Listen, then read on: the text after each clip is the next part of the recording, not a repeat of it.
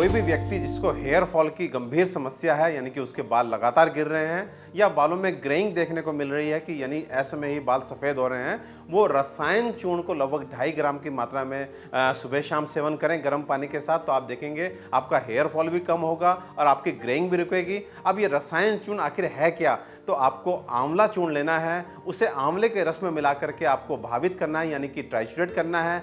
ऐसा आप लगभग 21 दिन तक करेंगे। इसके बाद जो चूर्ण आपके हाथ में तैयार होकर आएगा उसको हम लोग जो है रसायन चूर्ण की संज्ञा देते हैं। ये बेसिकली पोटेंसिफाइड आंवला ही है, लेकिन इससे आप जो है एक तरह से हेयर फॉल में as well as greying of hair में अद्भुत गुणों को देखेंगे। वो कोई भी व्यक्ति जिसको कैल्शियम की कमी है वो प्रवाल पिष्टी 500 मिलीग्राम की मात्रा में साथ में सुबह शाम सेवन करें।